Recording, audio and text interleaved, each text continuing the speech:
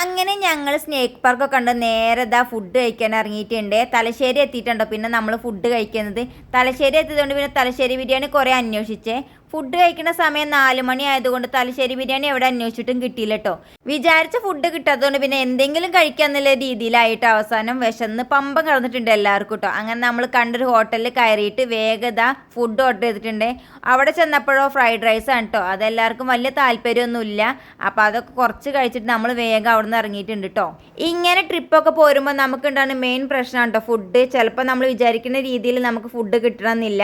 അപ്പോൾ നമ്മൾ നേരത്തെ കഴിച്ച ഹോട്ടലിൽ നമുക്ക് ഫുഡൊന്നും റെഡി ആവാത്തതുകൊണ്ട് കുറച്ചങ്ങോട്ട് പോന്നിട്ട് നമ്മളിതാ ഒരു ചായ കുടിക്കാൻ കയറിയിട്ടുണ്ട് കേട്ടോ. അങ്ങനെ ചായ കുടി കഴിഞ്ഞ് നമ്മൾ നേരെ വീട്ടിലേക്ക് പോവുകയാണ് കേട്ടോ.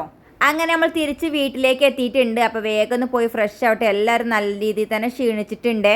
അങ്ങനെ ഞങ്ങളെല്ലാവരും ഫ്രഷ് ആയി ഫുഡൊക്കെ കഴിക്കാൻ നിൽക്കുകയാണെങ്കിൽ ഞങ്ങൾ എത്തിയപ്പോഴേക്ക് അമ്മയും മേമയും കൂടിയും ഇവിടെ ഞങ്ങൾ ഫുഡൊക്കെ റെഡിയാക്കി വെച്ചിട്ടുണ്ട് കേട്ടോ. അപ്പോൾ ആനിമോൾ ഒറ്റയ്ക്ക് കഴിക്കുന്നത്. അപ്പോൾ എന്നെ കണ്ടപ്പോൾ ഞാൻ വാരി കൊടുക്കാമെന്ന് പറഞ്ഞാൽ അവൾക്ക് ഞാൻ വാരി കൊടുക്കുകയാണ് കേട്ടോ. നാളെ ദേവൂട്ടന് ക്ലാസ് ഉണ്ടായതുകൊണ്ട് നമ്മളിതാ ഇന്ന് തന്നെ പോവുകയാണ്. അപ്പോൾ 2 വീട്ടിൽ യാത്രയൊക്കെ പറഞ്ഞിട്ട് നമ്മൾ ഇറങ്ങിയിട്ടുണ്ട്. അപ്പോൾ അമ്മ കുറേ പറഞ്ഞു കേട്ടോ നാളെ രാവിലെ പോയി രാത്രി പോകണ്ടെന്ന്. പക്ഷെ നാളെ രാവിലെ പോയാണ്ട് ദേവൂട്ടിനെ പറഞ്ഞാൽ കുറച്ച് റിസ്ക് ആണ്. അപ്പോൾ ഞങ്ങൾ ഈ രാത്രി തന്നെ പോവുകയാണ്.